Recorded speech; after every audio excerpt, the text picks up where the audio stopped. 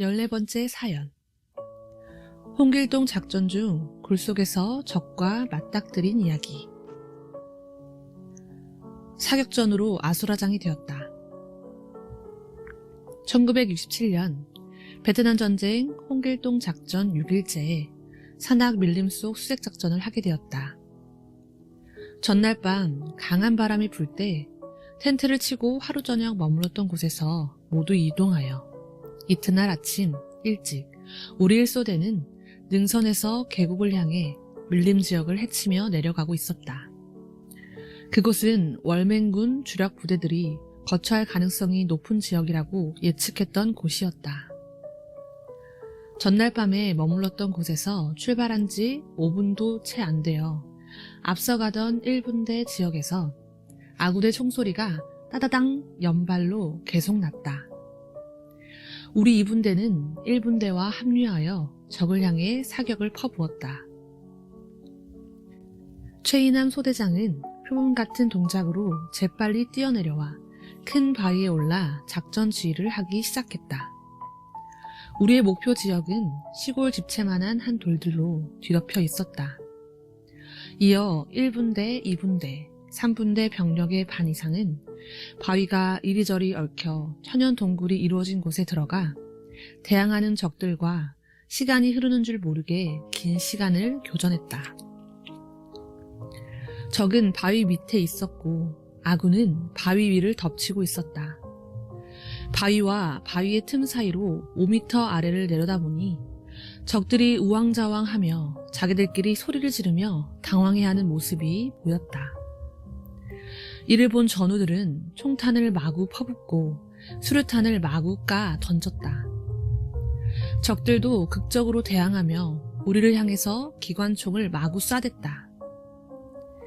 바위 밑에서 뻥 뚫린 곳으로 월맹군들은 우리를 향해 총을 마구 쏘았다. 여기저기서 소리를 지르고 난리였다. 그야말로 아수라장이었다. 굴 속에서 만난 적과 서로 총을 겨누다. 하나님이 살려주셔서 적을 생포할 수 있었다. 나는 유탄 발사기 총을 소지하였기에 쏘지 못하고 있었다. 유탄 발사기는 40mm 유탄을 400m 먼 거리까지 쏠 수 있는 반면 유탄이 처음에 몇 번 회전하면서 날아가야 뇌관이 작동하므로 40m 내 거리에서는 쏴도 기능 발휘를 못하고 내게 파편만 튀기 때문이다. 그래서 이 교전 상황을 소대장 바로 앞에서 지켜보다가 잘못하면 아군총에 맞아 죽을 상황이라 몸을 은폐하려고 큰 바위 쪽으로 자리를 빨리 옮겼다. 천연 동굴이 있어 몸을 반쯤 웅크리고 바짝 긴장하여 바깥쪽과 굴 안쪽을 경계하고 있었다. 적군과 계속 교전 중이라 화염이 자욱하여 짙은 안개가 낀 것 같았다. 적이 어디서 나타날지 알 수 없으니 예리한 정신으로 계속 한 눈은 굴 안쪽을, 한 눈은 바깥쪽을 쳐다보고 있었다. 1초도 한눈을 팔 수 없는 긴장된 순간이었다. 이때 나는 천연동굴 바위 밑으로 3에서 4m 들어간 위치에 있었다. 이 순간 예감이 이상하여 뒤를 쳐다보았을 때 내 등 뒤에서 적 한 명이 총을 겨누며 4m 전방 굴 안쪽에서 허리를 바짝 구부린 채 살금살금 기어 나오고 있었다. 나는 번개처럼 몸을 적 쪽으로 휙 돌려 내가 가지고 있던 M79 유탄 발사기 총구를 적에게 겨누었다. 여따이랭 손들어 하고 나는 천둥 번개처럼 소리를 지르며 총구를 들이댔다. 적도 깜짝 놀라 당황하여 나에게 즉시 총구를 겨누고 여따이랭 하며 고함을 치면서 핏발 서린 눈으로 뚫어지게 쳐다보고 있었다. 적도 굴에 숨어 있다가 상대편인 우리 아군이 굴 속 진격을 하자 아무래도 안 되게 생겼으니 상황을 살핀 후 번개처럼 도망가려고 굴 바깥쪽으로 나오고 있는 중이었다. 막다른 골목에 부딪히면 개새끼도 대든다고 하더니만 적은 좀처럼 손을 들지 않고 눈을 말똥말똥 뜨고 총을 내 몸에 겨눈 채 시부렁시부렁하며 뭐라고 중얼거렸다. 네가 쏘면 나도 쏘겠다는 말 같았다. 야, 이 녀석아, 네가 손들어야 산다. 내가 손들면 너 죽고 나 죽는다. 하고 평소 내가 포로를 잡을 때 말하듯 그에게 말했다. 적이 내 말을 알아듣든지 못 알아듣든지 그때 내 입에서 나오는 대로 말했다. 저놈은 못 알아들어도 하나님만은 나의 태도를 아시고 적을 통해 대해주신다고 생각했다. 그 순간 우리는 서로 눈싸움을 하며 맞붙었다. 적은 장총을 들고 있었다. 장총은 총열이 길지만 연발총은 아니다. 그러나 목표물을 정확하게 맞히는 총이다. 나는 M79 유탄 발사기만 소지했기 때문에 가까이서 쏘면 나도 죽기에 쏠 수 없는 불리한 입장이었다. 이 순간 둘 중에 하나가 손을 들어야 서로 총을 쏘지 않고 살게 되는 것이다. 하지만 나도 그도 좀처럼 손을 들지 않고 머리끝을 세우며 피차 죽음의 공포 속에 총을 겨누면서 서 있었다. 순간 상황을 잘못 판단하면 꼭 둘 중에 하나가 죽든지 둘 다 죽는 판국이었다. 하나가 살려면 먼저 쏘는 자가 살게 되고 둘 다 살려면 둘 중에 하나가 손을 들었을 때 총을 쏘지 않고 상대를 자기 목숨같이 사랑하는 방법밖에 없었다. 누가 보는 자도 없었고 말릴 자도 없었다. 오직 쳐다보는 자가 있다면 하나님과 예수님, 그리고 하나님이 보내신 수호천사들이었다. 이 순간 나는 하나님과 예수님을 부르며 죽음에서 둘 다 살려달라고 하였다. 나와 베트콩은 움직이기만 하면 자기를 쏘는 줄 알고 서로가 꼼짝도 못하고 눈을 깜짝하지도 않고 초긴장하여 서로를 꿰뚫어 보기만 했다. 시간을 끌면 끌수록 내 생명은 더욱 불리했다. 물론 나야 그를 쏘지 않지만 베트콩은 나를 쏠 수밖에 없기 때문이다. 처음에 적을 먼저 보았을 때 수류탄이라도 던져 폭파시켰으면 이 같은 고통과 죽음의 공포를 겪을 필요가 없었다. 하지만 적의 생명을 살리려다 이 같은 죽음의 공포와 애간장 타는 상황을 당한 것이었다. 그렇다. 원수를 살려주려 하니 원수로 인하여 이 같은 고통을 겪는 것이다. 고로 100사람 죽이기는 쉬워도 한 사람 살리기는 어려운 것이다. 나는 그 순간 뒤로 도망가려야 도망갈 수도 없어 내 운명을 하나님께 맡기고 내가 먼저 총구를 내리면서 무섭게 쳐다보는 적을 향해 한 발 한 발 걸어갔다. 결국 내 진정한 사랑 앞에 베트콩도 한 손으로 총을 들고 다른 한 손은 항복한다는 듯이 머리 위로 올렸다. 나는 순간 제압하여 적의 총을 뺐고 양손을 묶으려 뒤로 젖혔는데 묶을 끈이 없었다. 내 총 끈을 풀어 묶으려고 했으나 급히 끌러지지 않았다. 이때 번뜩 생각이 스쳤다. 어젯밤 꿈 때문에 선견 지명이 있어 적을 잡으면 손을 묶기 위해 아침에 조명탄을 분해하여 낙하산 끈을 끊어서 내 뒷주머니에 넣은 것이 생각났다. 즉시 끈을 꺼내어 끊어지지도 않는 그 나일론 끈으로 적을 뒷결박해 놓았다. 적은 너무 세게 묶어서 아픈지 손목을 뒤흔들었다. 끈을 풀어 다시 느슨하게 묶어주었다. 내게 잡혔으니 안심하라고 적의 어깨를 툭툭 두들겨주고 볼을 쓰다듬어 주었다. 걱정하지 마라. 베트남어와 영어를 섞어서 노우, 깨꾸 나웃 하였다. 이 말은 죽이지 않겠다는 말이다. 적은 내 말을 알아듣고 얼굴에 화색이 돌았다. 이 같은 일은 하나님, 성령님, 성자와 예수님이 같이 해주셔야만 할 수 있는 일이다. 전쟁터에서는 총을 먼저 쏴야 쏜 사람이 살게 되어 있다. 그래서 적만 보면 서로 혈안이 되어 무조건 쏴버린다. 그래도 나는 다 하나님의 생명들이다 라고 생각을 하면서 순간 판단을 하고 행하지만 적들은 생각할 여유가 없다. 무조건 쏜다. 그런데 이날 적이 쏘지 않은 것은 하나님께서 쏘지 말라 하신 것이다. 하나님이 함께하여 이 같은 표적이 일어났다. 그리고 그 상황에서 먼저 총구를 내리는 나의 행실을 그에게 보여주었다. 내가 먼저 생명을 살려주는 모습을 보게 하여 감동을 시킨 것이다. 뒤에 이어지는 글을 보면 이 사건이 하나님께서 친히 행하신 사건임을 더욱 깨닫게 될 것이다. 그 적을 생포함으로 인해 어마어마한 적의 무기를 노획하게 되었다. 만일 굴 속에서 죽였으면 무기를 얻을 수 없었다. 생명을 살려주니 전쟁에서 최고로 바라는 적의 무기를 어마어마하게 노획하게 해주셨다. 다음 이야기를 들어보자.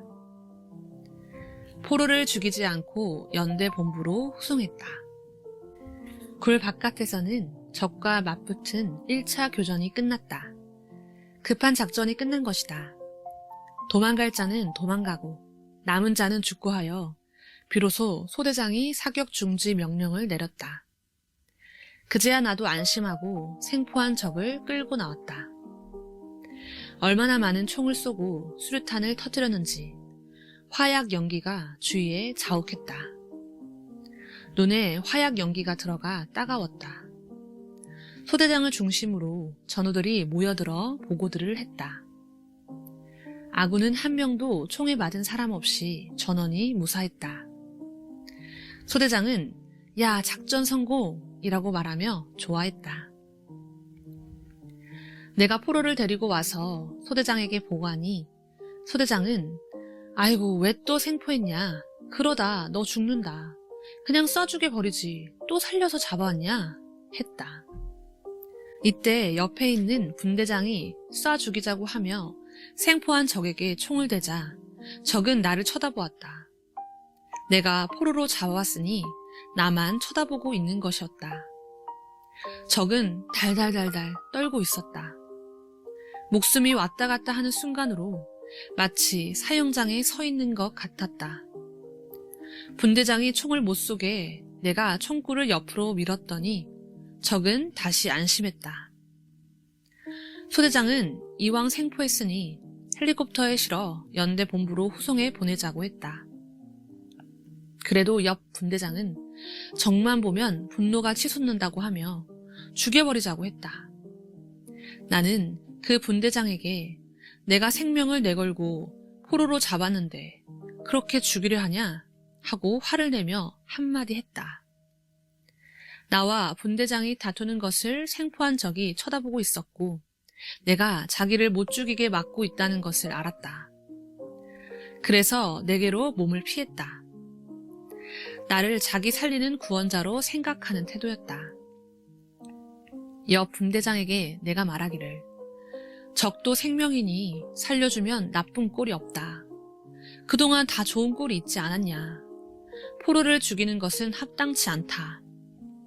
토대장님 말씀대로 생포한 자를 연대로 데리고 가서 상황을 들어보는 것이 좋겠다 하였다. 내가 반발하며 강하게 말하니 그 분대장도 옆으로 갔다. 나는 이 분대 소속이라 내 분대장이 따로 있고 또 소대장이 연대로 후송하자고 말한 것도 있으니 더 밀어붙여 말했던 것이다. 하나님이 나와 함께 하시니 나는 담대하게 행했다.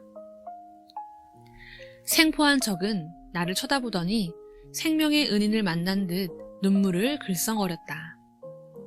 말은 못해도 진실로 좋아하는 모습이었다. 내가 적한테 다가가서 손을 잡으며 걱정 말라고 했다. 나는 이 사람도 나를 살려줬으니 나도 이 사람을 살려주는 책임을 해야지 라고 생각했다. 그 적은 내 마음을 느꼈는지 아무도 쳐다보지 않고 나만 쳐다보고 있었다. 내가 포로로 잡은 지 불과 30분도 안 됐지만 내가 하는 태도를 보고 나만 의지하는 것 같았다. 다른 사람들은 자기를 죽이려고 하는데 나는 못 죽이게 하니 구세주로 본 것이다. 결국 소대장은 중대장에게 무전을 쳐서 포로 잡은 것을 보고하였고 중대장이 헬리콥터를 불렀다. 약 30분 후에 헬기가 왔다. 줄을 내려서 포로를 매달아 끌어올린 후 헬기는 하늘로 쑥 솟아 연대 본부로 날아갔다. 내가 잡은 포로가 정보를 주어 980정의 총을 노획하게 되었다. 그 후에 소식을 들어보니 내가 잡은 포로는 한동안 우리 연대 본부에 소속되어 있으면서 조사를 받았다고 했다. 한국군에게 자기 부대의 상황을 잘 말해주며 협조해 주었다고 했다. 내가 포로로 잡은 이 베트콩은 일반 전투원이 아니라 적 부대에서 중직을 맡은 자였는데 월맹군 95연대 본부에서 정보를 다루는 사명을 하고 행정일도 했다고 말하며 자기가 알고 있는 엄청난 정보를 우리에게 순순히 전해주었다고 했다.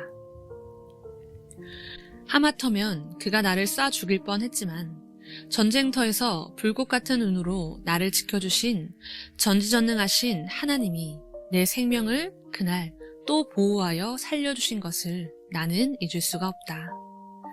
그날 내가 죽었더라면 지금 존재할 수 없었는데 생각할수록 나를 살려주신 하나님께 지금껏 감사할 수밖에 없다. 그때로부터 50년이 지나 한 지휘관의 증언을 자세히 전해 듣게 되었다. 당시 백마 28년대 1대대를 지휘했던 이영우 대대장은 그날 홍길동 작전 중 굴에서 잡은 포로를 신문하여 포로가 무기고를 밝힘으로 3중대가 획득한 소총은 980정이었다. 1개 중대가 작전하여 얻은 것으로는 너무나 엄청난 양이었고 이로써 3중대는 노획무기 980정을 돌파한 첫 부대가 되었다. 그래서 전과로 기록할 때는 다른 부대의 사기도 고려하여 전공을 나눠줘서 각 부대가 같이 노획한 것으로 하라고 상관이 지시할 정도였다라고 말했다. 결국 그 총들은 내가 적을 포로로 잡아서 노획하게 된 것이었다. 하나님이 나와 함께하여서 나도 살고 적도 살려주므로 최고의 전과를 올리게 하셨다. 만일 내가 적을 죽였거나 적이 나를 죽이고 도망쳤으면 이 총을 노획할 수 없었다. 내가 포로로 잡은 베트콩이 적군의 총을 숨겨놓은 동굴 내부를 세밀히 가르쳐줘서 굴 속에 기름칠하여 쌓아놓은 총들을 노획한 것이다. 결국 평화롭게 생명을 사랑하면서 전쟁을 하였기에 이 엄청난 980정의 총을 내가 노획하게 된 것이다. 하나님이 나를 쓰고 행하셨다. 생명을 사랑하고 구해주니 그같이 적의 무기를 노획하는 축복을 주신 것이다. 만일 내가 잡아온 포로를 죽였다면 내 진술이 없으니 적의 무기 창고가 어디에 있는지 아무도 찾지 못했을 것이라고 했다. 베트콩을 홍길동 작전에서 잡았다 하여 그에게 홍길동이라는 이름까지 지어주었다. 대개 베트콩들은 무기가 부족해서 2명에서 4명당 일정의 총을 갖고 싸우는 경우가 많았으니 총 980정이면 베트콩을 최대 4,000명까지 무장시킬 수 있는 양이었다. 게다가 홍길동 작전에서 우리가 실제로 맞닥뜨린 월맹 정규군 95연대는 다른 베트콩들보다 전투력이 더 막강했으므로 그들이 가진 총기 한정으로 한국군 4-5명은 거뜬히 사살할 수 있는 힘이 있었다. 그런데 내가 적을 죽이는 대신 위험을 무릅쓰고 적을 생포해 오니 그에게서 비밀을 캐내어 우리 3중대는 월맹군이 숨겨놓은 그 많은 총을 노획하는 전공을 세우게 되고 이는 결국 한국군의 피해를 막고 수천 명의 생명을 살린 격이 된 것이다. 이와 같이 하나님은 전쟁터에서도 내가 생명사랑을 실천하도록 도우셨고 이를 통해 수많은 아군들을 보호하고 살리신 표적을 보여주셨다. 이 모든 일은 전능하신 하나님과 그 순간 나를 감동시킨 성령님 그리고 예수님이 해주셨다.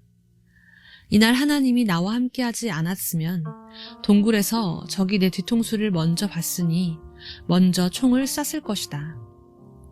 그러면 나는 현장에서 죽었다. 전지전능하신 하나님이 미리 아시고 그 적을 나에게 붙여 생명을 살려주면서 포로로 잡게 한 것이다. 또 내가 포로로 잡을 때 그가 총을 못 쏘게 역사하신 것이다. 자기가 죽는 판국에 누가 총을 안 쏠 자가 있으랴. 하나님만이 전지전능하셔서 행하신 일이었다. 진실로 내가 믿는 하나님, 성령님, 성자와 예수님이 천사들과 함께 행하신 일이로다. 그 후에 알고 보니 그 적도 교회 다니던 사람이었다. 그날 40여 분 봤지만 마치 40년 동안 같이 살아온 옆집 사람처럼 친근하게 느껴져 그의 인상을 잊을 수 없다. 키는 173cm 정도 되었고 얼굴은 깡마르고 긴 형이었다. 그는 그날로부터 적이 아니라 아군 편이 되어서 편안하게 살았다 한다. 하나님이 함께 하셨기에 홍길동 작전의 성과가 컸다. 베트남 전쟁 한국군 주요 작전 중에서도 홍길동 작전은 유명한 작전으로 남아있다.